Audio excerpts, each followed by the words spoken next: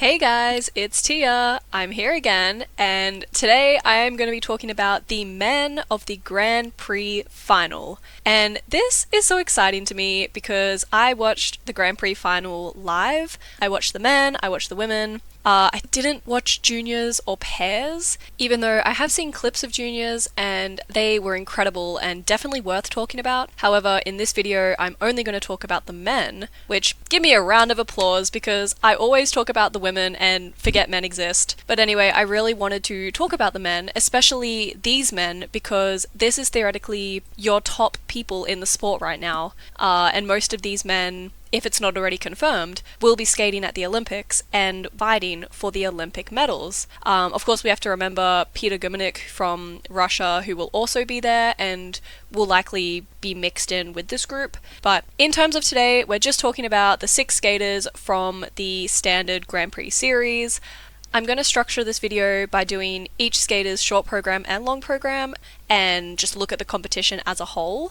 So I'm particularly excited for the long programs because in my last video I did cover some of the short programs just because obviously Olympic season and I need to get in the loop and I need to tell people about it. So that was my last video. Definitely go watch it if you want to know my opinions.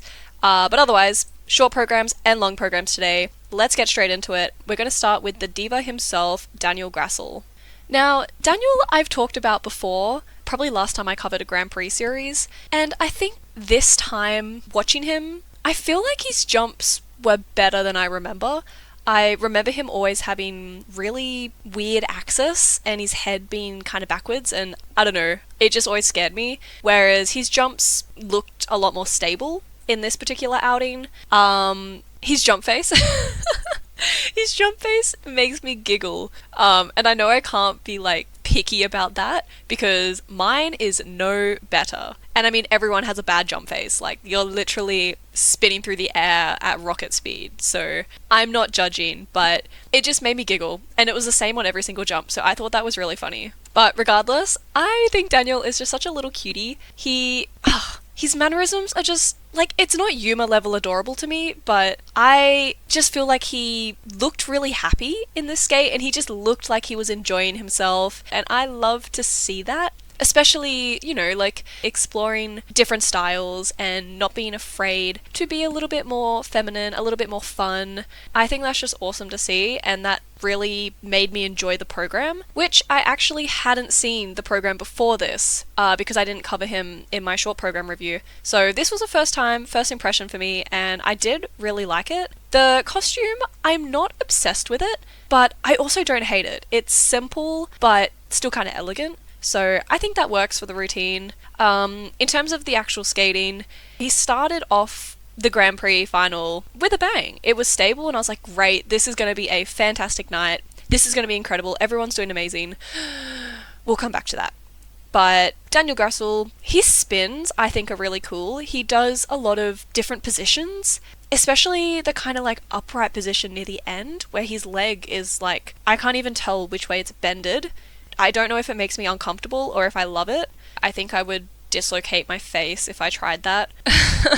But anyway, Daniel Grassl, he got a new season best in his short program. He scored 94. So I think that set him in 4th place after the short program. Now, looking at his long program, I don't like this as much as his short. I think it gives me a little bit of that awkwardness or kind of force in the choreography. It's just, it doesn't feel like an Olympic routine, is all I can say about it. And I think as well, the costuming didn't help because it just felt like it was giving me nothing. And I mean, there was the little dramatic shirt rip at the end, which was fun, but it just, I don't get it. Regardless, his jumps did seem, again, a lot more stable from when I first watched him a few years ago. And in this free skate, he is seriously posing himself as a true technical threat if he can hold it together. And of course, as well, I feel like the component score, like he needs a lot more performative and musicality and just skating skill kind of work. And if he could channel that and somehow in the next few months bring that out for the Olympics, I think this was merely a taster, but an entire meal of what he is capable of. And mind you, this score was a season's best for him. It was 194.72, so close to 200, which in itself is just insane that that has become the normal. And I think in a way it's unfortunate that even with such a good score, he just missed the podium, maintaining his short program ranking of 4th place. Now, the next skater to take the ice was Mikhail Shadorov, who surprised me because he came out with his old short program from last season. And I do honestly like that program probably more than his current program. But I don't know, because I obviously saw his current, quote unquote, current short program when I did my short program review last week. And as much as I was talking about how I really like the other styles of skating that he does, I was having fun with the whole bad boy, like, I don't know, motorcycle gang kind of music. So I liked that program, but I also feel like this one, it has more artistry to it, or it just looks more controlled and a bit more finished, which makes sense because he had this last season and went really well with it last season. And I definitely agree that with the amount of pressure that is already happening for everyone this season, but particularly Mikhail, because I heard the broadcaster talking about how he had a back injury or some kind of injury before the 2022 Olympics, and that basically ruined his shot of going to the Olympics. So this year, I imagine he's trying to prove himself and he's trying to get to the Olympics to have his moment, to have the moment that he missed out on. So I get it. If I was in that position, I would be all for chasing a sense of confidence through a routine that I already have practiced. But nonetheless, this was not a clean skate for Mikhail. So whatever kind of pressure or whatever was going on in his mind really came out on the ice. So it was really disappointing to see him fall on the opening jump, and I'm pretty sure he fell a second time on another jump, and you could tell he was disappointed.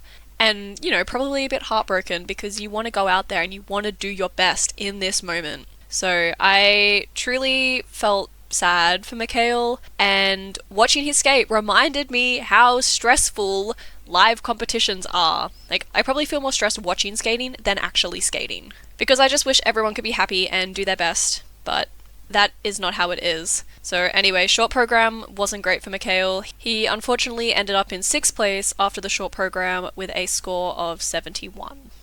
Now, as much as I want to say things got better, Mikhail Shadorov, he maintained his ranking in 6th place. It wasn't the outing that I know he hoped for, which is so unfortunate. It's unfortunate for anyone who has to go through those kind of emotions. However, unfortunately, at this kind of level, at this kind of competition, it's the game you play.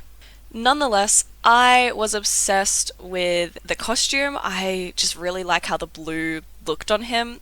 And the music, guys, the music. He has saved this piece of music for 5 years to skate to this season. So yeah, I can see why he saved this piece because it was so beautiful. It was a lovely piece. The choreo for this routine literally had me in a chokehold, even though I can admit that some parts of it felt quite disconnected, and I think it is a hard piece to connect to, but at a deeper level, he obviously does have connection to it. It's just in a way that is difficult to show on the ice. Regardless, the crowd was behind him, and girl, me too. There was energy there that needed to be there. And look, the free skate wasn't a disaster. It was quite hot and cold, and obviously not a clean skate, but I think Mikhail really did the best that he could in that moment, and especially coming from 6th place and being in a position where you feel like you've blown your shot, but you still have to keep fighting. That is hard. So I just really hope Mikhail feels proud of what he had the capacity to put out in this moment. Now, the next skater is Adam Sauhilfa. Sauhilfa? I can say it in my brain, but I can't say it out loud. But Adam was in 5th place after the short program. He was about, oh my god, he was about 6 or 7. Funny. 6 or 7 points above Mikhail Shadorov. So Adam also didn't have a clean short program. He also fell on the opening jump, and at this point I'm thinking the ice is cursed. Maybe Daniel was just lucky and everyone else is going to be cursed. Foreshadowing. But anyway, this is another program that I hadn't seen yet. Yippee for new experiences. And honestly, the music was not what I was expecting. I actually really like it, and Loki might Shazam it for future reference. But the costume, I don't like it. And it baffles me that that sort of thing is allowed in ice skating. Same with female costumes where there's just giant cutouts and nude color. Like, that is not allowed in roller skating. FYI, in case I haven't told everyone, I do artistic roller skating, which is the roller skate version of figure skating. Same, different shit. But anyway, if you wore this costume, the Federation would probably shoot you and tell you to go home. But anyway, I liked Adam's skating and I liked the routine. His jumps were interesting. As I mentioned, he fell on the opening jump and there were a few other wobbles. He did land his triple axel, but God, I was like low-key terrified in the middle of that jump because it was like he changed axis mid-air and was going backwards and forwards, and maybe that was just because it was so high and all of his jumps just had insane height, but it just, yeah, it wasn't a clean skate, but it just didn't look clean, it didn't look polished. However, on that note, the step sequence I will mention because that is just the highlight for me. Definitely my favorite step sequence of the entire competition. There was so much energy and so much power, and I really love how the crowd got behind him in that moment, especially after having a few falls and not a great technical skate. You could tell that he was just giving every single bit left in him. Every single bit of passion, any little ounce of energy left just went out onto the ice in that moment. I could feel it through the screen. I'm sure if you're in that stadium, you would have felt magical things. But yeah, it is what it is. And unfortunately, as much as you train and as perfect as you practice, you can't control what happens in that 2.5 minutes. And honestly, like watching it live as well, it's just so shocking to me. And because I skate, I get it, but it's like you train for so long and you practice, you warm up, you do so much, and then it's over in 2.5 minutes. It is literally over before it feels like you even opened your eyes. So yeah, short programs are just weird. But anyway, moving on to Adam's long program. This was a work of art. Because if we're going to talk about musical connection or lack of that in some of our other skaters, Adam is the king of that. He is the performer. And seriously, this program, it just felt like magic. I love his music choices so much. I can confirm this piece will also be going on my Spotify notebook. And the tech was strong. The tech was great. He was landing his jumps. He looked so strong and stable until he wasn't. The triple axels, man. Please, can Adam's coaching team do something about this? And I know it's in there. I know he can do a triple axel. It's just the spur of the moment. But something about those triple axels this competition was holding him back. But honestly, I feel like I can't even dwell on the technical faults because just the skating and the innovative movements make me forget that. As I mentioned, he is an artist on the ice, and I just wish I could see this program again at 100%. And I'm praying that we will at the Olympics. Because the engagement of the crowd and the engagement of him with the judging panel and the audience, that is just, I mean, it's not something you see a lot. Someone please make a meme about how close he got. Wait, no, be for real. I can do that. Okay, I'm going to insert a meme right now. Huzzah. Anyway, to end things with Adam, I am heartbroken that he ended in 5th place overall, which, as much as it sucks, someone's got to be down there. For someone to win, someone has to lose. And it breaks my heart, but once again, I am excited to see what the future and what the rest of this season holds for Adam. Now, we have the last 3 skaters who are, I guess, our bigger names in this competition, and the first one I will talk about is Sean Sato, who was last year's Grand Prix bronze medalist, and honestly, this was another program that I haven't seen. And first impression, I love the costume and the music. Oh my god, I love both. So, Shazam is back out, guys. I thought the purple, and especially the collar, it was gorgeous. I really like it. I feel like some people probably don't like it, but I don't care. I have my opinions. And basically, the main thing is Sean Sato broke the first jump curse finally we see someone land a jump. It had been a little while. I was getting a little bit nervous, but either way, the opening quad lutz was incredible. His other jumps were fine. I mean, the triple axel he kind of just held onto, but a win is a win. And honestly, because I don't watch the men as much as the women, I forget that it's normal for everything to be quads and triple axels, because I'm watching the short program and they're all doing quads and it's like, oh my god, they just did a quad. But that is kind of normal. I feel like if you're not a man doing quads, then you're not going to be at the Grand Prix final, be for real.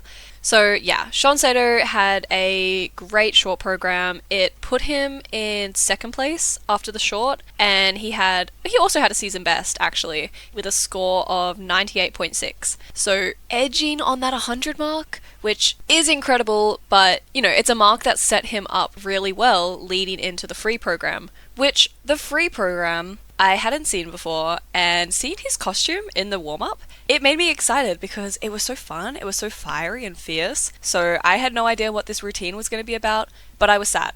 And God, I admire Sean and also Yuma Kageyama, who had to skate after Ilya, because at this point, it's going to be revealed that Ilya got third place in the short program, so he was not the final skater going into the free skate.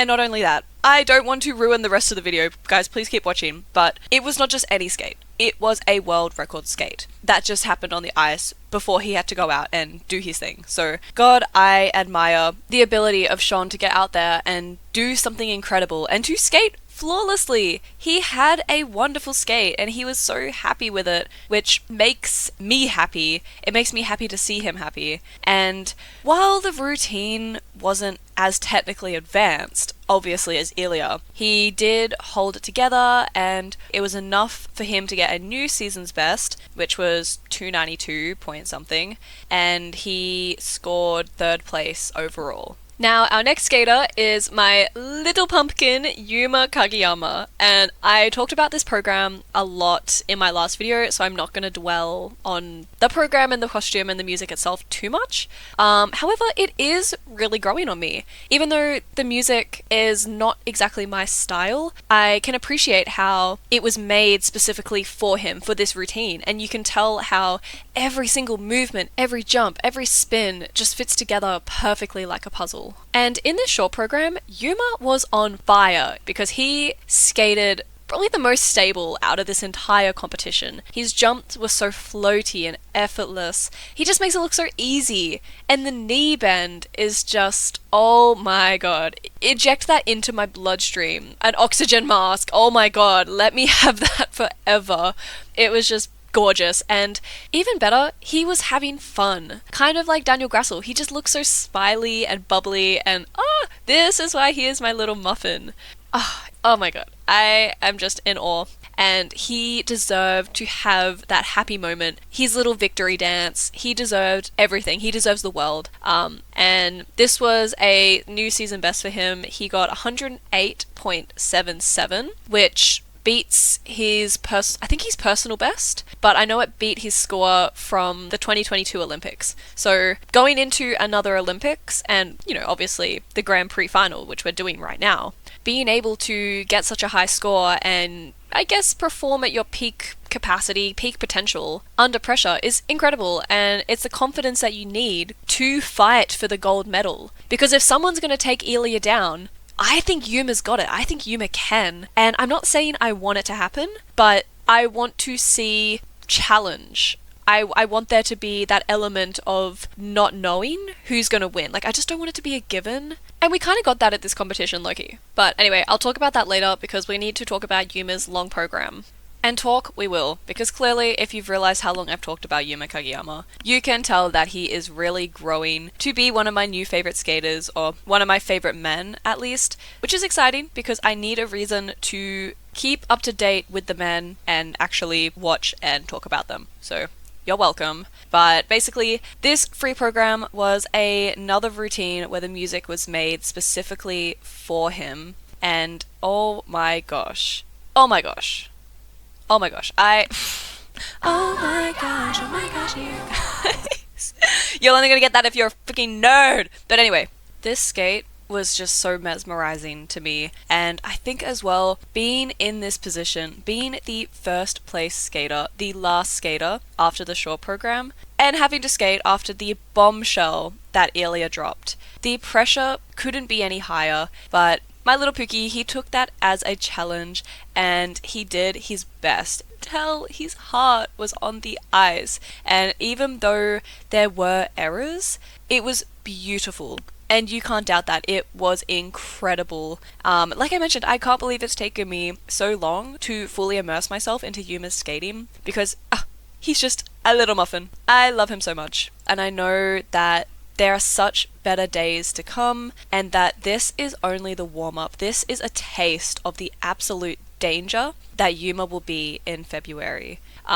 Nonetheless, his free skate was 4th overall out of the other men, and his combined score, mind you, still bumped him up to 2nd place with a score of over 300. Like, in what world would a combined score over 300 not give you a gold medal? This one, because Ilya's here, but oh my gosh, incredible. It's disappointing that his free skate wasn't stronger, but again, he did everything he could, and this is merely the warm-up. We are yet to see Yuma in full capacity. Now, finally, the last skater to take the ice in the short program was Ilya Malinin, the world champion, the running Grand Prix champion, all of the above. Now, of course, we mentioned Sean Sato being in 2nd and Yuma Kageyama in 1st. So, if you're anything like me, your mind must be going crazy because what do you mean Ilya isn't in 1st place? This is monumental. And, oh my god, before I talk about the routine, I need to talk about the costume because I'm a girly pup who loves costumes. But pretty much, new costume. Hello? I wasn't expecting a new one because the last one was like already so established, but I am glad with the decision because I think this costume fits the music better. Like, it's giving June kind of vibes. It's more like outbacky, whereas the other one, I think it was just a little bit too chaotic with all the straps and the colors, and like, I liked it but I didn't love it, so whatever. Now, the most memorable thing from this routine is he went for the quad axel, and I seen so many training videos, even the warm-up, of him landing quad axel triple toe perfectly, which is just incredible. And you know, it would have been a world's first, not only doing a quad axel in a short program, but a quad axel triple combination. So seeing his planned content sheet, so excited and so ready, so nervous, and I don't know, I was expecting it to work out. So when he stepped out of the quad axel, I was shook. So obviously things got a little bit messy because Ilya had to think on the spot, and he did move his triple to the end of, I think, a quad lutz. And that's one of those things where it's necessary to stay competitive. You need to, if you lose the points somewhere, you need to put them somewhere else. So I really think that it was an admirable decision to do it like that, and I can understand why those jumps were a little bit shaky and tight because he probably didn't practice them, or he wouldn't have practiced that particular combination in the warm-up. He was just going off what he knows he can do, trusting his ability. So that was just such an incredible display of athleticism, and I think regardless of the scoring, Ilya should be proud of how he handled this situation. Now, moving into the long program, I feel like we need to keep in mind the amount of pressure that was on this boy in this moment. Not only being in 3rd place and he needs to regain his title, everyone's expecting him to win, so he needs to get first, he needs to do something incredible, he needs to skate clean, but also the fact that he is the Olympic favorite. All eyes are on him to do something incredible, not just now, but in the future of this sport, because he has written history, and we know that he won't stop until he writes even more. So beyond my stress, this was incredible going into the free skate, especially because he wasn't in first, so it wasn't as much of a given that Ilya was going to win it. There was that greater element of competition, neck and neck, between those top few men. Anyway, as it is known, Ilya did beat a world record in this free skate. He did have 7 quads planned, and he nailed 7 quads. He did every single one of them flawlessly. And mind you, he is the only man in the world possible of this kind of technical difficulty and this kind of layout. I wish I could be there. I wish I could be in the stadium. One of my life goals is I just want to see a live competition or a live Grand Prix. Please. Oh, the pain of living in Australia. But anyway, the skating. The skating. He was skating to audio with his own voice in it. And I love this program so much. I love it, I love it, I love it. I have always loved it since I saw it, but it is rapidly growing on me. It's reaching and surpassing vampire level of supremacy in my mind. It's just such a delicate but powerful and emotional story. And I truly think this is what an Olympic program should be. This is the Olympic moment. And girl, his costume budget must be through the roof because another new costume, it is so beautiful. It is gorgeous. I love it so much. I'm literally 50-50. I don't know if I like the old one or the new one better. I think they are just both incredible and so flattering, and they match the routine, and it just really sells the story and what's not already told through his choreography and through his emotion. The costume just gives me that final little flick over the edge. Now, there is no logical place to start talking about his technical content. Just everything was genuinely flawless, and the build-up and the relief on his face. This boy, he thrives under pressure. He eats pressure for breakfast. But I do worry, and I pray that Ilya has a team to support his mind and to look after him mentally, because he is so perfectionistic. And he was happy. He was ecstatic after his routine. The kiss and cry after the competition, he was happy. He was proud of himself. But typically, he still comes off the ice a little bit disappointed and starts critiquing his mistakes, as if he didn't just break a world record.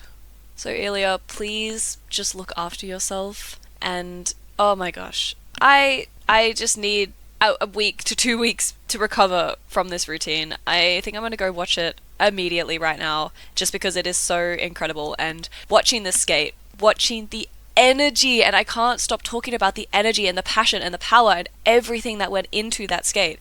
Watching that and experiencing that is making me so excited to watch the Olympic Games.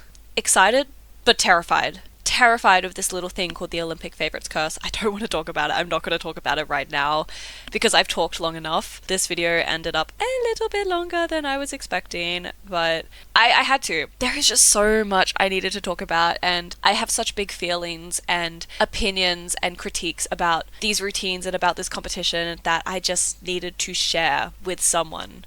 So thank you so much for supporting my channel and people who like and comment on my videos. I do really enjoy responding to you guys and just reading what you have to say, and it just keeps me in the loop. It keeps me engaging with something that makes me happy. So I thank you so much for that, and I will be posting shortly a very similar video to this where I'm going to be talking about the women of the Grand Prix final, and that was an emotional roller coaster. So if you're into that, stay tuned. It should be up hopefully in the next week or so. But anyway, thank you so much for watching this. I love you all, and see you next time. Bye!